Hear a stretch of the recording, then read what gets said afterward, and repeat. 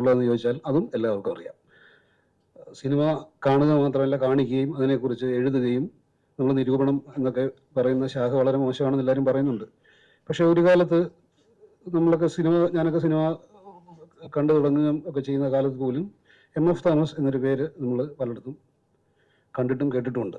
അപ്പോൾ അദ്ദേഹത്തിന് 80 വയസ്സായി. 80 വർഷത്തിനകം അദ്ദേഹം ചെയ്ത് അതിൻ്റെ മഹാഭൂരിപക്ഷം സമയം അദ്ദേഹം സിനിമയായിട്ട് ബന്ധപ്പെട്ട കാര്യങ്ങൾക്കും വേണ്ടിയായിരിക്കും ചെലവഴിച്ചിട്ടുള്ളത്. അതിൻ്റെ ഫലം, അതിൻ്റെ ഗുണം അനുഭവിച്ചിട്ടുള്ളവരാണ് നമ്മളെല്ലാവരും. അദ്ദേഹത്തിന് ഈ വിശിഷ്ട അവസരത്തിൽ അദ്ദേഹത്തിന് എല്ലാവിധ ആശംസകളും നേരുന്നു. എന്നെപ്പോലെ ഒരാൾ ഇവിടെ, ഇങ്ങനെയുള്ള ആളുകളുടെ കൂടെ ഇരിക്കാൻ ഉള്ള അവസരം, അടൂർ സാറിനെ പോലെ പ്രത്യേകിച്ച് ഒരവസരം തന്നതിൽ വളരെ സന്തോഷവും കൃതജ്ഞതയുമുണ്ട്. എന്നെ ഇങ്ങനെ എവിടെയൊന്നും കാണാറില്ല എന്ന് പറഞ്ഞു. അത് മനഃപൂർവ്വമല്ല. കുറച്ച് പ്രസംഗിക്കുക എന്നൊക്കെ പറഞ്ഞാൽ എനിക്കത്ര എളുപ്പമുള്ള കാര്യമല്ല. ജീവിതത്തിൽ ആദ്യമായിട്ടാണ് ഇന്ന് ഒരു യോഗത്തിൽ അധ്യക്ഷനാകുന്നത്. അതും വളരെ പ്രത്യേകതയുള്ളൊരു കാര്യമാണ്. ഈ ദിവസം ഓർമ്മിക്കാൻ എനിക്ക് അത് ധാരാളമാണ്. എല്ലാവർക്കും നന്ദി, നമസ്കാരം. തോമസ് മാഷിന് പ്രത്യേക അഭിനന്ദനങ്ങൾ, ആശംസകൾ. Thank you വനിച്ചേട്ടാ.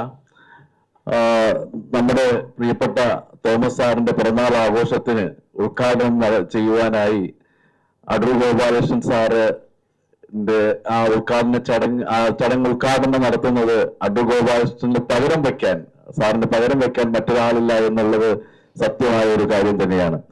അദ്ദേഹവും MF തോമസ് സാറുമായിട്ടുള്ള പതിറ്റാണ്ടുകളായിട്ടുള്ള ബന്ധം നമുക്കെല്ലാം അറിയാവുന്നതാണ്. അടൂർ സാറിന്റെ ആദ്യ ചലച്ചിത്ര ഗ്രന്ഥത്തിന്റെ എഡിറ്റർമാരിൽ ഒരാളും അടൂരിന്റെ സിനിമാ സാമ്രാജ്യത്തെ പറ്റി 2 പുസ്തകങ്ങളുടെ കർത്താവ് കൂടിയാണ് തോമസ് സാർ.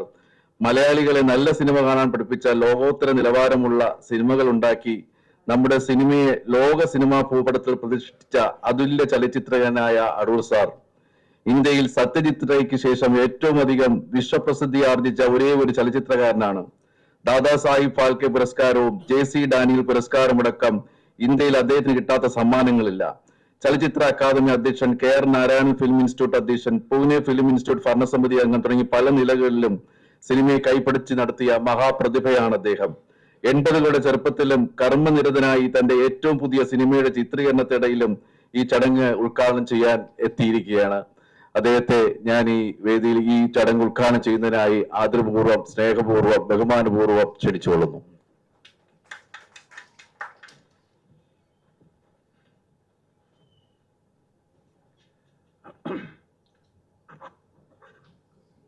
ബഹുമാന്യരെ, പ്രിയപ്പെട്ടവരെ, വളരെ സന്തോഷം ഈ ഒരു ചടങ്ങിൽ. പ്രത്യേകിച്ച് എനിക്ക് വളരെ പ്രിയപ്പെട്ട സുഹൃത്തായ ശ്രീ തോമസിൻ്റെ 80ാം ജന്മദിനം നല്ല രീതിയിൽ വളരെ സ്നേഹപൂർവ്വം, വളരെ ആദരപൂർവ്വം കൊണ്ടാടി എന്ന് കാണുന്നതിൽ, അതിന് നിങ്ങളെല്ലാവരും ഒരുമിച്ച് ചേർന്നു എന്നുള്ളതിൽ തന്നെ വലിയ സന്തോഷമുണ്ട്. മാധ്യമ പഠന കേന്ദ്രത്തിനും പ്രത്യേകിച്ച് അതിൻ്റെ അധ്യക്ഷനായ ശ്രീ ഷിറാസ് ഖാന് ഞാൻ പ്രത്യേകം നന്ദിയും അഭിനന്ദനവും പറയുന്നു. തീർച്ചയായിട്ടും അത്ര ഈ നിരൂപകരെ അത്ര ആളുകളുടെ ഇടയിലോ സിനിമാക്കാരുടെ ഇടയിലോ പൊതുജനങ്ങളുടെ ഇടയിലോ പോപ്പുലറായിട്ടുള്ള വ്യക്തികളല്ല. എനിക്ക് നല്ലൊരു ഉദാഹരണം പറയാം. ബോംബെയിൽ ഒരിക്കൽ ഞാൻ സാധാരണ പടം എടുത്തു കഴിഞ്ഞാൽ മുമ്പൊക്കെ ചെയ്യുന്നത് ബോംബെയിലാണ് നല്ല, ശരിക്കും പറഞ്ഞാൽ വിക്രം സിംഗ് തുടങ്ങിയ, വിക്രം സിംഗ് എന്ന് പറയുന്നത് മറ്റേ ടൈംസ് ഓഫ് ഇന്ത്യയിലുണ്ടായിരുന്ന വിക്രം സിംഗ് ആണ്. അതുപോലെ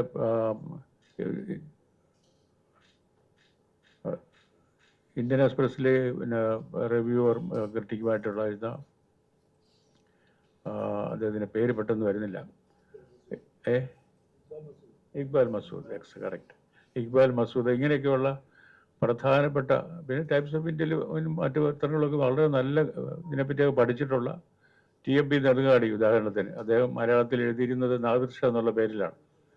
നല്ല പാണ്ഡിത്യം സിനിമയിൽ മാത്രമല്ല മറ്റെല്ലാ കലകളിലും സാഹിത്യത്തിലും ഇംഗ്ലീഷ് ഭാഷയിലൊക്കെ നല്ല അവഗാഹമുള്ള TMP നെടുങ്ങാടി. ഇങ്ങനെ ഇവരെല്ലാം ബോംബെയിലുള്ളത് കൊണ്ട് ഞാൻ ഒരു പടം എടുത്തു കഴിഞ്ഞാൽ കേരളത്തിൽ കാണിക്കുന്നതിന് മുമ്പ് തന്നെ, കേരളത്തിൽ കാണിക്കാത്തത് മനഃപൂർവ്വമല്ല, അത് ഈ ദേശീയ ശ്രദ്ധ കിട്ടണമല്ലോ പടം എടുത്താൽ, അതുകൊണ്ട് ബോംബെ പോയി പ്രിവ്യൂ നടത്തുന്ന പരിപാടികളായിരുന്നു.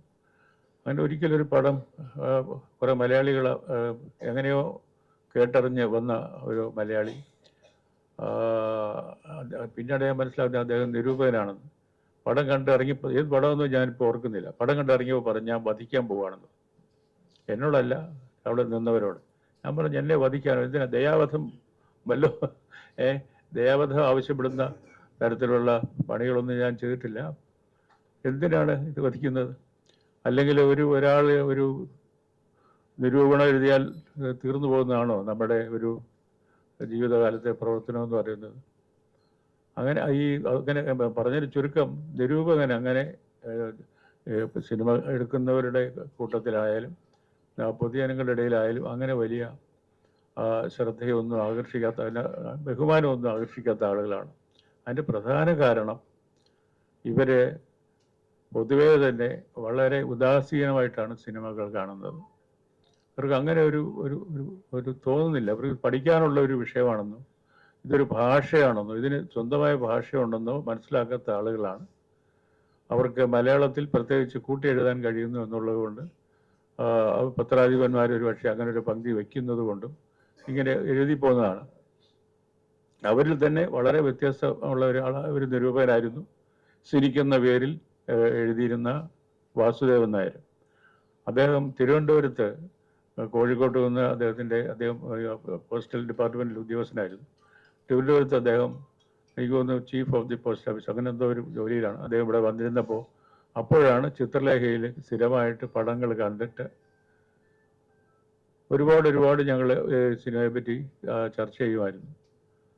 ആ മനുഷ്യൻ്റെ എഴുത്ത് തന്നെ മാറി. നിങ്ങൾ ആ കാലഘട്ടം നോക്കിയാലറിയാം. സിനിക്ക് എന്ന പേരിൽ പിന്നീട് അദ്ദേഹം എഴുതിയ റിവ്യൂസ് വായിച്ചാൽ അറിയാം അത് സിനിമ എന്താണ് എന്നുള്ളതിനെപ്പറ്റി വളരെ ശ്രദ്ധേയമായിട്ടുള്ള ലേഖനങ്ങളാണ് എഴുതിയത്. എനിക്ക് ഏറ്റവും വലിയ സങ്കടം തോന്നിയ വലിപ്പത്തായം പോലെ ഒരു സിനിമ ഇറങ്ങുമ്പോൾ, അന്ന് കോഴിക്കോടനാണ്, അത് വലിയ സിനിമയുടെ അവസാനത്തെ നിരൂപകനായിട്ട് അറിയപ്പെടുന്ന കോഴിക്കോടനാണ്. അദ്ദേഹത്തിൻ്റെ ടൈറ്റില്, ഈ പടത്തെപ്പറ്റി എഴുതിയ ടൈറ്റില് ഒരു തറവാടിൻ്റെ ക്ഷയം എന്നാണ്. അതിനെപ്പറ്റിയേ അല്ല സിനിമ. എത്രമാത്രം ബ്ലാൻഡാണ് അദ്ദേഹം ഈ സിനിമയെ പറ്റിയുള്ള അദ്ദേഹത്തിൻ്റെ അറിവ് എന്നുള്ളത് ആ ഹെഡിങ് മാത്രം മതി. അതേസമയം നാദിർ ഷാ എഴുതിയ ഒരു പീസ് ഉണ്ടാകുന്നത്, ഞാനത് ആ കാലത്ത് എഴുതിയതാണ്. സ്വയംവരം കഴിഞ്ഞു ഇനിയോ എന്ന് പറഞ്ഞ അദ്ദേഹത്തിൻ്റെ ലേഖനം വളരെ ശ്രദ്ധേയങ്ങളായിട്ടാണ് എഴുതിയത്. എല്ലാവരും ഈ പടത്തെപ്പറ്റി കുറ്റം പറയുകയും കേരള ഗവൺമെൻറ്റിൻ്റെ ഇതൊക്കെ വരുന്നത് മോർക്കോത്ത് കുഞ്ഞപ്പ എന്ന് പറയുന്ന അദ്ദേഹം മാതൃഭൂമിയിൽ എഡിറ്ററായിരുന്നു എന്ന് തോന്നുന്നു. അദ്ദേഹം എഴുതിയ ഒരു ലെറ്റർ ടു എഡിറ്റർ എനിക്കിപ്പോഴും ഓർമ്മയുണ്ട്. സർവത്ര ഈ പടത്തെപ്പറ്റി അങ്ങ് ആക്രമണമാണ്. അദ്ദേഹം സിനിമാ നിരൂപകനൊന്നുമല്ല, പക്ഷെ എഴുതിയ മനോഹരമായിട്ടുള്ള ഒരു ലെറ്റർ ടു എഡിറ്റർ മാതൃഭൂമി വാരിക വന്ന് എനിക്കിപ്പോഴും ഓർമ്മയുണ്ട്. അങ്ങനെ കൃത്യമായിട്ട് സിനിമ എല്ലാം നിരന്തരമായിട്ട് കണ്ടിട്ടുണ്ടാകുന്ന സെൻസിറ്റിവിറ്റി അല്ല, മറിച്ച് നമ്മുടെ ജീവിതം ജീവിച്ചും ഒരു കാര്യങ്ങളെപ്പറ്റി അറിഞ്ഞും ഒക്കെ ഉണ്ടാക്കുന്ന ഒരു സെൻസിറ്റിവിറ്റിയാണ് ശരിക്കും നല്ല സിനിമ മനസ്സിലാക്കാൻ ആവശ്യം. അത് സ്വായത്തമാക്കിയ ഒരാളാണ് എൻ്റെ പ്രിയപ്പെട്ട സുഹൃത്ത് ശ്രീ തോമസ്. അതുകൊണ്ടാണ് തോമസ് എല്ലാവർക്കും സ്വീകാര്യനായിരിക്കുന്നത്. തോമസ് ഒരിക്കലും ആരെയും വധിക്കാൻ ഇറങ്ങിയിട്ടില്ല. ആരെയെങ്കിലും വധിക്കുക, അങ്ങനെ ഒരു കൊലപാതകത്തിന് അദ്ദേഹത്തിന് ഉദ്ദേശമില്ല എന്നുള്ളത് വളരെ പ്രധാനമാണ്. കൊലപാതകയല്ല, അദ്ദേഹം വളരെ സമാധാനപ്രിയനാണ്. തോമസോട് പെരുമാറുന്നവർക്ക് ആർക്കും തന്നെ അദ്ദേഹത്തിനോട് മോശമായ അഭിപ്രായം തോന്നുകയില്ല. വളരെ സൗമ്യനായിട്ടുള്ളത്, ഏറ്റവും സൗമ്യം എന്ന് പറയാവുന്നതാണ് അദ്ദേഹത്തിൻ്റെ ശൈലി പോലും. എനിക്ക് ആകെ തോമസിനെ പറ്റിയുള്ള പരാതി, തോമസിനെ പോലെ ഇത്രയും സിനിമ കണ്ടിട്ടുള്ള ഒരാൾ ഇന്ന് നമ്മുടെ ആരുടെയും കൂട്ടത്തിലില്ല. പക്ഷേ ഇദ്ദേഹം ഒരു മടിയനാണ്, എഴുതത്തില്ല. ഞാൻ വളരെ പ്രാവശ്യം നേരിട്ട് വളരെ രൂക്ഷമായിട്ടുമൊക്കെ ഞാൻ പറഞ്ഞിട്ടുണ്ട്, തോമസേ ഇതിങ്ങനെ പറ്റിയല്ല, ഇത്രയും മടി പാടില്ല. വയസ്സായില്ലേ എന്നാ പറയുന്നത് എന്നോടൊക്കെ. അത് വളരെ സ്ലോ ആയിട്ടാണ് പറയുന്നത്, വയസ്സായില്ലേ എന്നാ പറയുന്നത്. ഞാൻ പറയുന്നത് വയസ്സോ, ഞാനും നിങ്ങളെക്കാട്ടിൽ 5-6 വയസ്സ് മൂത്തതാണ്, പക്ഷെ എനിക്ക് ഒരിക്കലും തോന്നിയിട്ടില്ല വയസ്സായെന്ന്. അതുകൊണ്ട് എന്നെ തന്നെ ഉദാഹരണമാക്കിക്കോളൂ. ഞാൻ ഈ 86-ാമത്തെ വയസ്സിൽ ജോലി ചെയ്തുകൊണ്ടിരിക്കുന്ന ഒരാളാണ്. പിൻവലിയരുത്, മാറി നിൽക്കരുത് എന്ന് ഞാൻ തോമസിനോട് പറയാറുണ്ട്. എനിക്ക് ഈ സമയത്ത് 80-ാം വയസ്സെന്ന് പറഞ്ഞാൽ ഞാൻ ഉറപ്പിച്ചു പറയട്ടെ, ഇത് വലിയ വയസ്സൊന്നുമല്ല. കേരളത്തിലെ പണ്ട് ഷഷ്ഠ്യബ്ദ പൂർത്തിയായിരുന്നു ആളുകൾ വളരെ കാര്യമായിട്ട് ആഘോഷിച്ചുകൊണ്ടിരുന്നത്. എനിക്ക് ഓർമ്മയുണ്ട്, എൻ്റെ കുട്ടിക്കാലത്തൊക്കെ ഒരുപാട് ഷഷ്ഠ്യബ്ദ പൂർത്തി ആഘോഷങ്ങളിൽ ഞാൻ പോയി പങ്കാളിയായിട്ടുണ്ട്. അതിൽ കുട്ടിയായിട്ട് തന്നെ, കാരണം അതിനോടൊപ്പം ഉള്ള സദ്യയൊക്കെ ഉള്ള രസകരമായിട്ടുള്ള സംഭവങ്ങളൊക്കെ ഉണ്ട്. അതിന് ഒരാൾ 55 വയസ്സ് സാധാരണഗതിയിൽ ഇതിനെപ്പറ്റി ഈ പഴയ ശാസ്ത്രം അനുസരിച്ച്, മനുഷ്യശാസ്ത്രം അനുസരിച്ച് മനുഷ്യനെ സൃഷ്ടിച്ചിരിക്കുന്നത് കേവലം 55 വയസ്സ് വരെ ജീവിക്കാൻ മാത്രമാണ്. പ്രകൃതി എത്ര ഉദ്ദേശിച്ചിട്ടുള്ളൂ. അത് കഴിഞ്ഞൊക്കെ നമ്മളിപ്പം നമ്മുടെ ഭക്ഷണ രീതി കൊണ്ടും നമ്മുടെ ജീവിത ശൈലി കൊണ്ടും ഒക്കെ നമ്മൾ വർദ്ധിപ്പിച്ചുകൊണ്ട് വന്നതാണ്. പിന്നെ ആധുനിക ശാസ്ത്രത്തിലെ വൈദ്യം, ഇങ്ങനെ പല കാര്യങ്ങളായി ഇപ്പം 140 വയസ്സ് വരെ ജീവിക്കാനുള്ള വൈദ്യശാസ്ത്രം അതുവരെയുള്ള നിലയിലേക്ക് ആയിട്ടുണ്ട്. ഏതാനും വർഷങ്ങൾക്ക് മുമ്പ് 120 വയസ്സ് വരെയായിരുന്നു, ഇപ്പോൾ 140 വയസ്സ് വരെയായിരുന്നു.